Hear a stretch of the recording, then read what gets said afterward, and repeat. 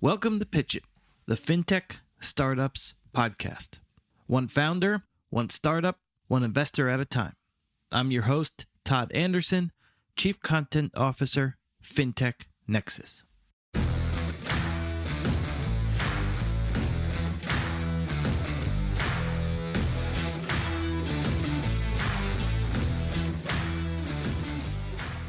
On today's episode, I sat down with Gene Smart, founder and CEO of Penelope. Penelope is the retirement savings platform for small businesses and entrepreneurs. And really what Penelope enables small businesses, and when we say small, we're talking 10-person companies, 15-person companies, is to be able to offer retirement savings as a benefit. And so that could help really change the mindset on how people view these types of jobs. Maybe it's the local mom and pop grocer, the local mom and pop print shop, whatever it might be. If they're able to offer the full benefits package from, a decent or good salary to healthcare to retirement, it really could change the dynamic. And so Gene and I talked a lot about how they're able to do that.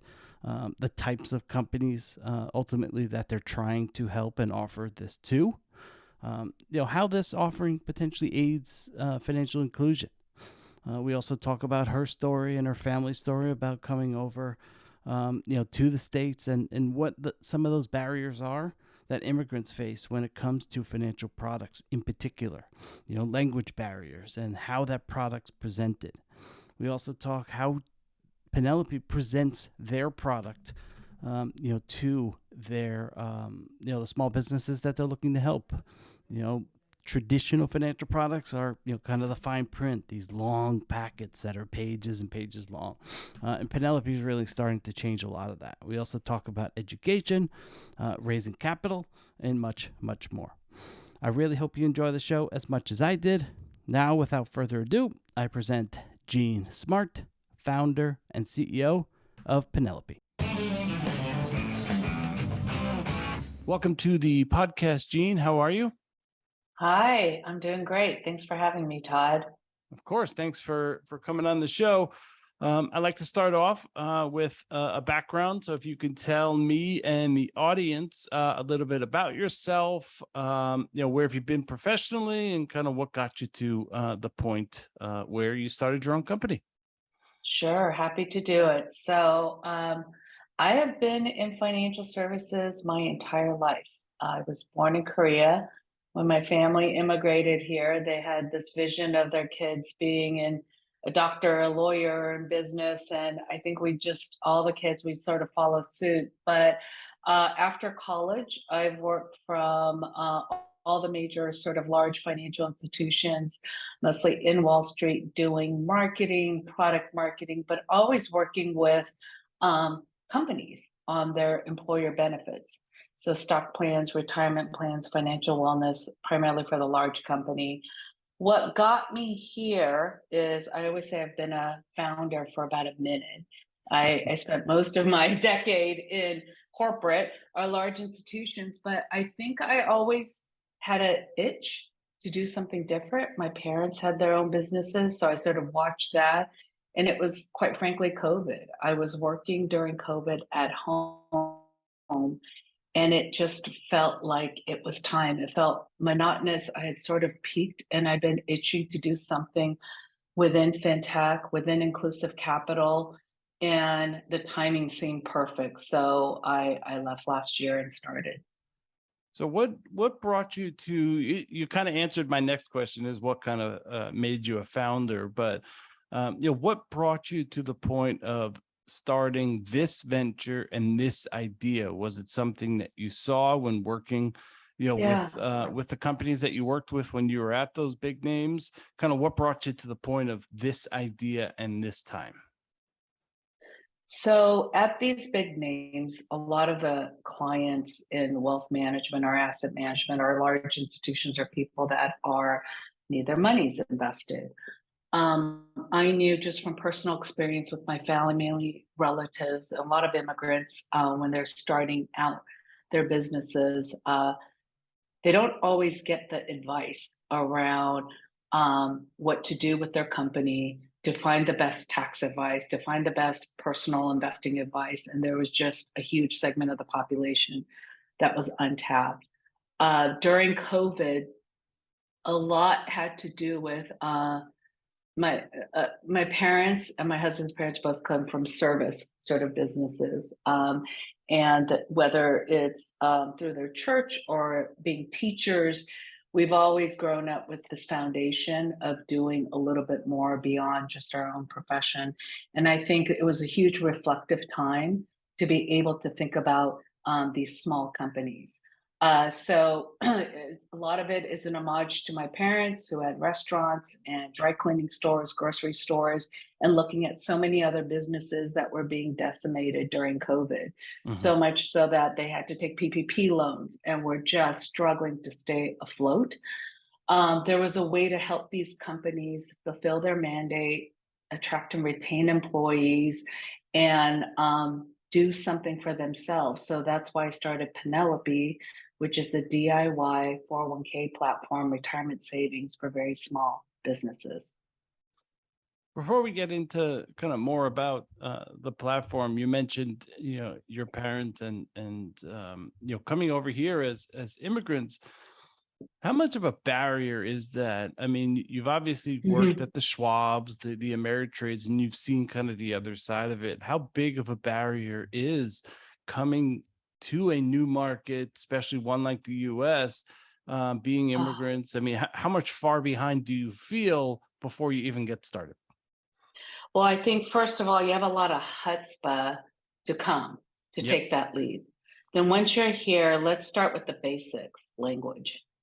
Then let's start with rules, guidelines, who you know, how to apply for a small business loan, who to talk to set up your shop, how to hire people.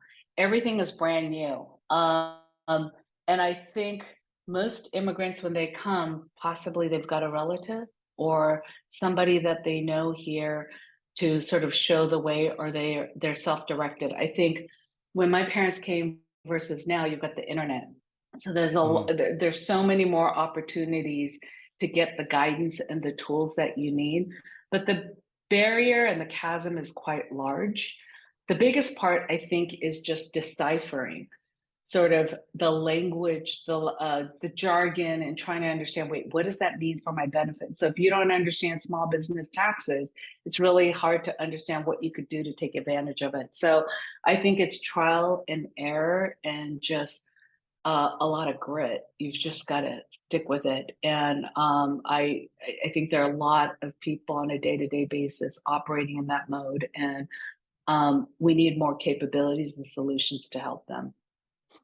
So tell us a bit more about exactly who Penelope is looking to serve. Is there kind of a sweet spot at what you would consider an ideal small business that you serve, or kind of the gamut of 1 to 3 people up to 10 to 15 people? Kind of who's the ideal customer, and exactly what are the products that you guys offer?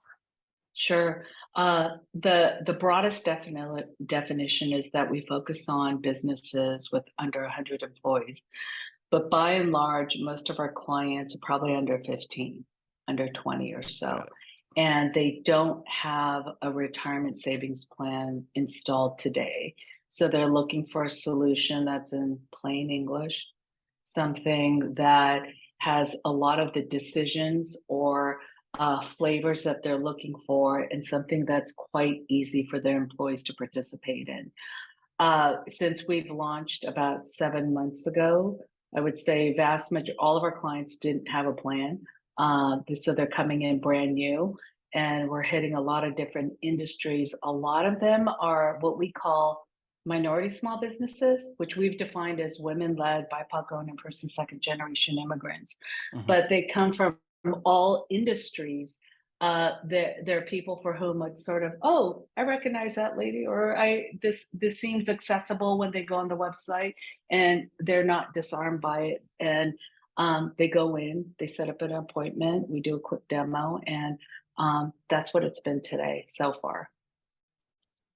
How much do you think of an impact could it be on some of these businesses and kind of how they're perceived if they're able to offer something like this versus not being, kind of maybe being viewed as, hey, this is kind of a first job, or this is a job that I'll have, when I'm in my 20s in college, and they don't think of it as maybe a potential long-term solution. But if they had a benefits offering that was similar to what they might get at a big corporate, would more people stay in some of these jobs and kind of grow within that job versus maybe where we're at today?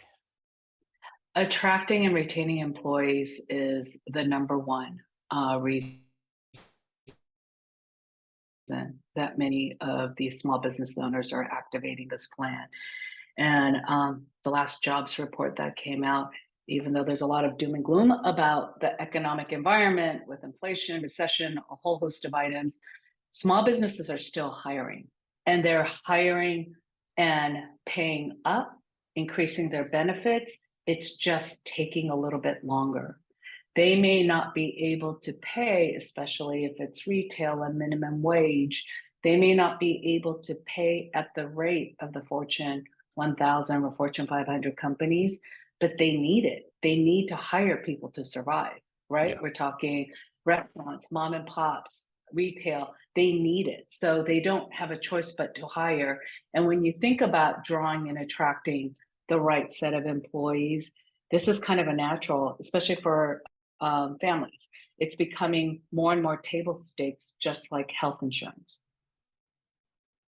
What are is the biggest barrier for small businesses? Is it cost and what it could cost wholesale to offer this? Is it some of the other stuff that you were talking about, which is, kind of jargon and not really understanding what I can potentially offer?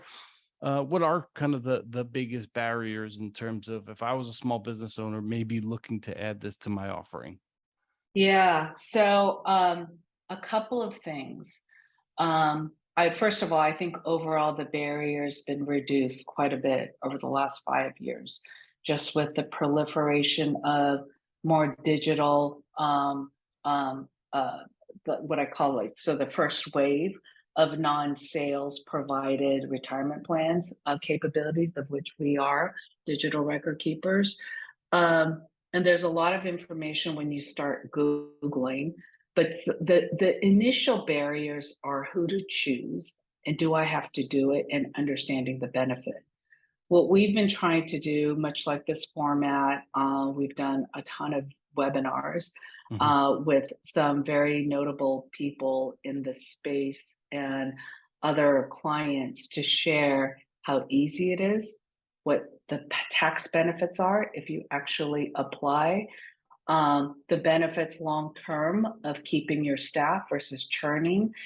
So it's education. And then once a business owner decides they're going to do it, it's about who. And there's a bevy of choices. One of the things we're working on is a really streamlined tool that clearly articulates a unique differentiator so that they can choose. We're not for everybody, but for people who are interested in saving money, time, and a DIY solution, we're the right gambit for that. Has there been there's obviously been a proliferation of kind of investing apps and a lot of Mhm. do-it-yourself investing apps. Do you see that as a potential, or have you seen it be impactful on your business that maybe, employees might think, hey, I don't necessarily need a 401k. I have Robinhood or something, and I can just go invest myself. Or is that not necessarily impactful on what you can bring to a small business? Like, has there been an impact? So I think apps like Robinhood and other brokerage apps for individual investors, if they're so inclined, can go on. You can buy fractional shares. You can buy crypto, alternative assets. There's tons of stuff. I think COVID has forced business owners and all users to search the web to find the right source. But when it so the behaviors around being more DIY is certainly there. When it comes to the employer benefit, and getting the tax deferred contributions in and the benefits to compounded interest, that still requires a little bit of education. And I think something that more and more business owners are apt to doing. We're just converting that sort of web page or the 10-page PDF into videos and almost TikTok flavor into explaining the benefit very quickly to the business owner around tax benefits and the opportunity to take advantage of tax credits and then see the impact on employees. I would say the other part is you're starting to see these state mandates. So California is one of them. There are Yeah. 14 states that have passed legislation requiring small businesses with more than 5 employees or 10 employees to mandate a qualified retirement plan. So if they don't have one, they've got to do it. And you're starting to see more and more of this happen. And a big part of that, this is kind of, I'm a Gen Xer and I've always heard Social Security is running out. Social Security is running out. Yep. If you actually go to the DOL website, it has 2037. It's like 14 years away. So you're starting to see more of these mandates and more of the states enforcing it and more of the small businesses, just like medical, taking on more of that responsibility for the employees. In hearing you talk about that, not the last piece, but the piece before, in the package of how you're offering some of this stuff. Because I mean, the old school financial product is here's like a booklet that's 87 pages, and the print's like really small, and you can't read any of it. And right away, you feel like this is overwhelming. But if someone could present it to you in a 30-second clip or a 1-minute video or a TikTok that makes it fun, it kind of potentially changes that dynamic, I would presume, right? Yeah, it feels more like the way we're operating today, Yeah. and it cuts through the noise. And as long as we make a lot of the decisioning is straightforward, because the best digital product is when you take the worry and the thinking out and you make it as accessible for the user. So the way we've built the product is leveraging a lot of changes in the Secure Act around our plan design, which is basically the rules that govern the 401k plan. So instead of a business owner answering 40, 50, 60 questions with the sales rep, we make the choices very limited. And we made a lot of those decisions for them. So they could say, I want my employees to be eligible at 3 months or 12 months. I want them to have eligibility after when they're 21 or start at 18, like some of our retail restaurant clients have done. So they make those decisions, and then we do automatic contribution, we do automatic match, and we set a lot of the investments so that employees don't have to pick and choose based on target date funds, which calibrate sort of the risk and underlying investments based on the age. And we use very well-known Vanguard, which is sort of the high standard of funds available, and we don't charge a lot of hidden fees in between to Yeah. make those decisions. If somebody wants no bells and whistles, very simple, with good outcomes or good returns over the next 10 or 20 years based on the last 20 years, and something really simple, we try to take all that decisioning out and make it as easy for them as possible, both the employer and the employee. How big of an impact could, this type of program that are in these types of small Mm. businesses have an eventual impact on financial inclusion and the way people think about money? Because obviously one of the things, especially here in the US, is that we don't talk about money enough. We're not taught in early school or even like high school. It's basically the first time we have a real interaction with money. Many people is when we're going to college and have to make that decision about a student loan, and we barely understand a lot of that. But if we had a 401k from my first job, and we're able Yeah. to have a better understanding of these products, Don't you think financial inclusion wise would rise, and people would just have this better sense of what money is and what it can be for them and their families? There's nothing like putting a little bit away and investing it and looking back at it a year later, 5 years later, 10 years later, and you feel and experience the power of compounding. Um, I do think all of that. I think if we were to all start at 18, what it could do for our outcomes. So we have a lot of built-in calculators. If you put in 3,000 a year into one of our plans, 30 years later, you're looking at a significant amount. You're looking at potentially over $1 million. So that's just a couple $100 a month. There are a lot of ways to sort of monetize this, and it's that idea of set it, forget it. You put a little bit away, you pay yourself first before anything else. Yeah. You don't have to pay taxes on it, and a lot of our plans are what we call safe harbor matched. You grow and you watch that grow, and that becomes your own personal sort of Social Security money. So I think sometimes we live in a culture where um, there's a quick hit. You're a crypto millionaire, you're a founder, you've Yeah. done it really fast. There's a lot of that fast sort of sexy money, but most of us work and it takes a while. And I would say by and large, vast majority of our employees or participants in our client group make 30 to 100,000. And there are opportunities to retire with $1 million and have that sort of psychic relief that many people are being challenged and experiencing. Any thought? I mean, you mentioned crypto. I'd be remiss not to at least ask Mhm. about it. But what are your thoughts on like an asset class like that? And it does give the impression that there is this get rich quick aspect to some of these options. When in reality, like you said, most are you work, you put a little away, and then hopefully over time it continues to grow into a nest egg or a retirement fund. But how do you think of potentially adding that to your offering? And do you have any general thoughts on kind of that riskier type asset class? So today, just in that core 401k product, you can actually do it in an IRA account. We are not able to put crypto funds in it. So today, it's not a regulatory feasibility. This is the way I feel about that asset class or real estate or private investments or any other alternative. Everything, it depends, and diversification is key.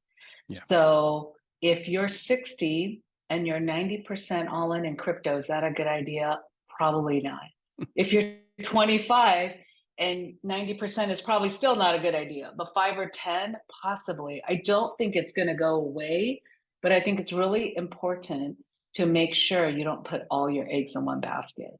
Yeah. And over time, over the course of time, particularly those that are so volatile, and everyone has to probably do a check-in to see how risk averse I am. Hmm. And for the earlier part, you just go back at these target date funds, index funds, over 20, 30 years, they've returned at an average of 20, 22%. That's not terrible. So I know a lot of people are trying to beat the market, go for it, have at it. Could be fun, could be interesting, put a little bit away, but you should reserve that, pay yourself your core, your own Social Security money into one of these plans. And you should do a little bit all the time so you get in the habit of it. What's the biggest lesson you've learned about your company since you first launched? I wish I did this 10, 20, 30 years ago. It is the most exhilarating. You feel alive and alert, like every fiber of your body. But man, is it's tough. It's hard. So I have such respect for founders and entrepreneurs and anyone starting something on their own. And even if it fails, get up and try it again. It's just the most intense ride. And it just you can't normalize things, and you're always looking for constant improvement. So all the things you learned in school to be your best, to try your best, to improve things, you're actually able to do as a founder in your own startup because you're making decisions faster and you're calling your teams right away. You make impact and you see the results of that right away, which is pretty exhilarating. Best piece of advice since launching? Um, is probably from my first investor, which is build based on your lived experience. So don't do things based on the way VCs, founders, other fintech build based on your lived experience because you have a different experience than many. And even when they first said it, I don't even think I knew exactly what that meant. I just think that when I started first pitching to investors, I was trying to be that perfect founder or speak in a certain way. And what Mhm. I'm finding is, Arlen Hamilton says this: be yourself, because when you are yourself, the people that want to be around you will find you. So I'm very much trying to dig into that more and more. I want to shift the conversation a little bit. How many people are you today? What does the team look like? Kind of who are those around you that are helping you build out the company?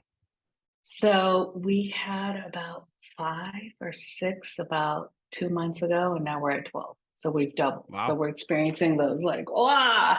Uh, just going from 5 to 12, it's almost like we had 5 working on 10 pieces of the puzzle, and now we have 12 working on 1,000 pieces. So there's that growing pains for sure. And we are in asynchronous time zones. We're in California, in Nebraska, in Virginia, in New York, in North Carolina, and then we've got developers in EMEA in the Middle East. So the time zones, the functions, and then our different styles. I mean, a big part of it is just making sure, wait, did everybody understand what just happened from that exchange or that meeting? And we're all walking away doing the same thing. So that's a lot of effort, but I think at the core, we've got sales, we've got partnership, marketing, a lot of developers, and compliance, of course, operations, and client experience. So we have a lot of departments of 1 or 2 right now, but as Mhm. we grow and expand, we'll sort of retrofit and build out those functions.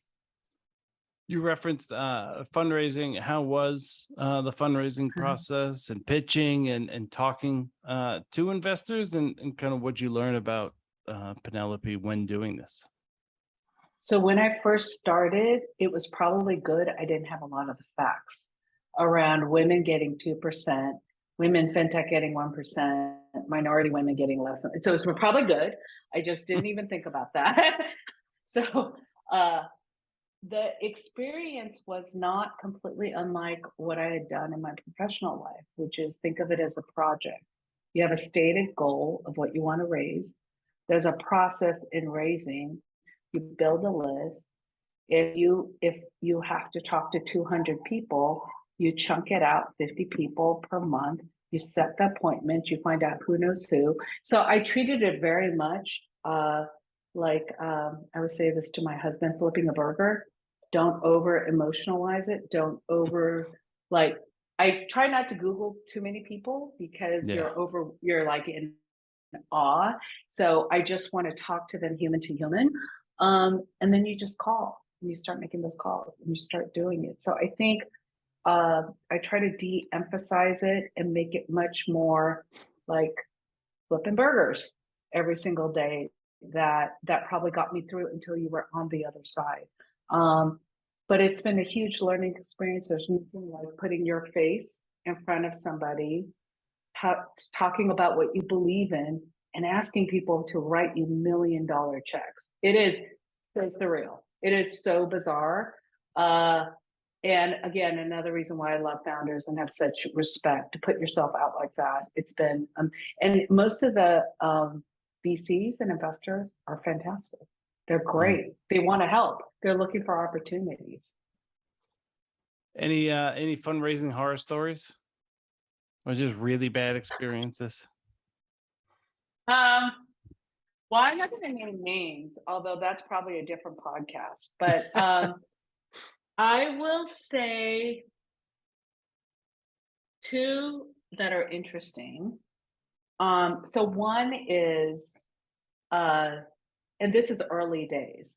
So I didn't Google on PitchBook or Crunchbase to see who these investors were, but one was a later stage investor, I think C or D, in a competitor. And they set up a meeting, and I thought, wow, they're a big company. This is great. And so I pitched to them, and later I found out is sort of that just wasn't like sort of the rule. If you're invested in a company, you don't then maybe they were doing competitive due diligence, et cetera. So I gave away everything, and it was daunting to hear that they were invested in a competitor a little bit further along. Another one was somebody who sort of followed me on LinkedIn for a little bit, and I thought it could be a great strategic partnership, et cetera. And I thought, this is great. So I had a meeting, and they had 6 other people join, doing a very deep dive, and maybe that's something they want to build in. So I think I have been approaching this very much being as direct and as open on, come on, like just share, because how will you get people to trust you and invest in you? Yeah. And I've learned over the last year to be very thoughtful about that a little bit more and doing a little bit more research. This is probably fundraising 101. But at the beginning, I was just, sure, I'll tell you everything. And I think I'm just being a little bit more thoughtful now.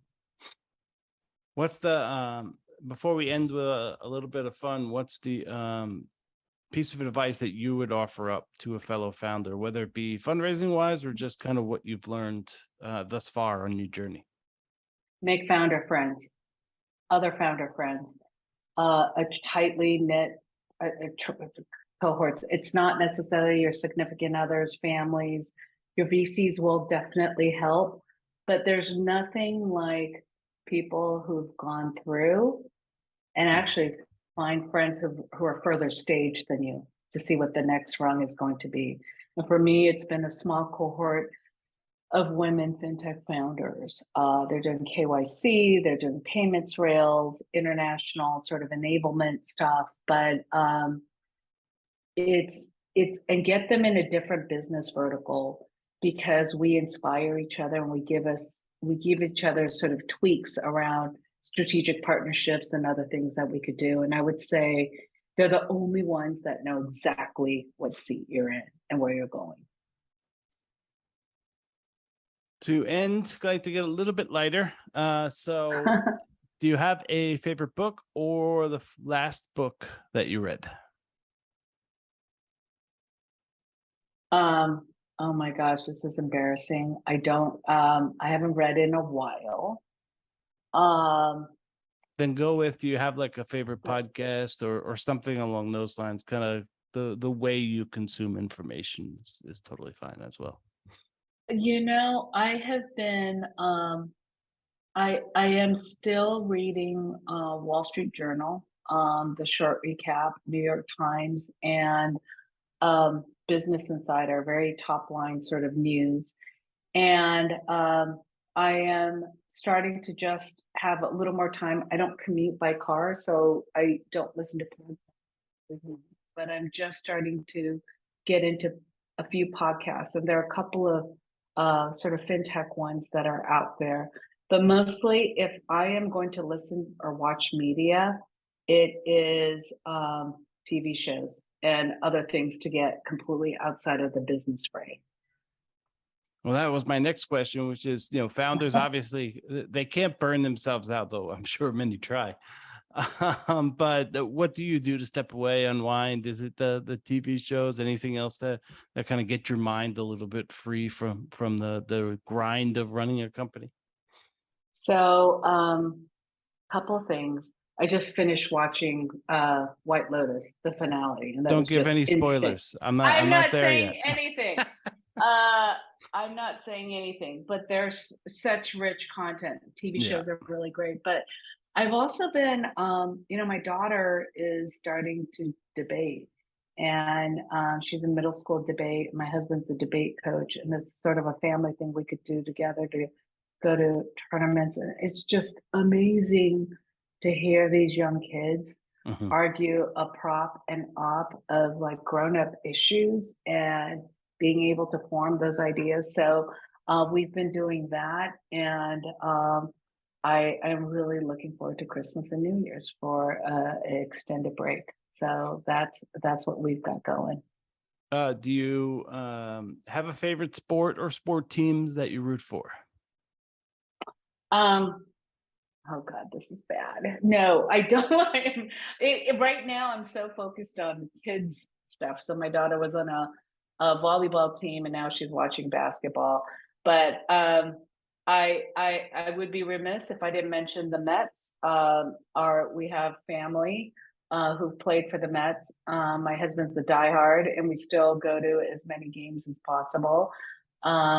My in-laws are very much into college gymnastics, so I think sports is not the number one thing, but I'm adjacent to all the big fans in my family and those around me. Well, it's good that you said Mets because I'm also a Mets fan. Woo! But it's funny, you're not alone in that many founders that I've talked to, I'd say maybe 1 to 2% of them are like normal. I'll watch a football game or I'll watch a regular sport. Most either do a lot of sports themselves to kind of like unwind or get out, or they're into very obscure sports. And so it shows you the founder mindset is kind of always a little bit different than I'd say like the typical person. And so it's always interesting to hear kind of the response to that question. I think like I love ping pong and I'm pretty like decent at it. And I see why, because sports takes up a lot of time. It's four Yep. hours, 20 hours a week. You can't do that. And you're fidgety. So Yeah. you're going to be working while you're watching. So you have to go in short sprints or have something that's super engaging. And I would say to having taken up skiing a little bit later in life, I did it when my daughter was learning. It is so exhilarating because the whole time you're like, don't fall, don't kill yourself. And there's something like super exciting about that. So that's something I'll probably continue to do for the rest of my life. Do you have a favorite vacation spot? Um, it is, it's where my parents are in Southern California, Newport Beach, Balboa Beach. We just went there for Thanksgiving. I remember going there a lot when I was younger, and we just sort of revisit it. I live in New York. I'm in the East Coast, but it's so quiet and pretty and serene, and um, that's going to be more and more a favorite place that we go to. And then final question, biggest inspiration in life. What inspires you? Um, I think this is broad. It's through my daughter. I look at she's 11 now. A lot of the Gen Z younger people and people who are working for me at this team, they're so smart and they're so capable and they've got all these tools available to them. So whether they're debating or researching or accessing, um, I think what they can do when they get into positions of influencing and of changing things is going to be wild. So I would say this next generation of young people. I think that Gen Z population is probably the smartest group of people I know, but I also think they're the most stressed out. So I hope to find ways that they can find some relief and not kind of be in the grind. But I really look forward to kids and this next generation of people coming into adulthood. Well, Gene, I greatly appreciate you taking a few minutes and coming on the show. How can someone reach out? How can they find Penelope? And I'd be remiss not to ask, because I meant to ask earlier, where did the name come from before we My finish? my kid, All her right. name is Penelope, and a whole host of things, but not are we trying to humanize retirement savings, but Penelope is actually the direct beneficiary of my 401k plan and of everything my husband and I are working for. And that's most of the reasons why we work, right? For our Yep. family, for our kids, for the next progeny, the next generation. Yep. I have So two young boys. So awesome. Well, they're going to love what you're doing. And they're probably listening to all these podcasts and learning about fintech and all these tools. So that's a big part of it. And if anyone wants to get a hold of us, we are www.penelope.co, and you can email us at hello@penelope.co and set up a demo or ask us any questions. And we're happy to help you get set up for your retirement future for all of you, for yourself and your employees. all right. Well, thank you very much, Gene. Greatly appreciate again coming on the show. Continued success to you and the team. Thank you so much. Thanks, Thank you. Todd.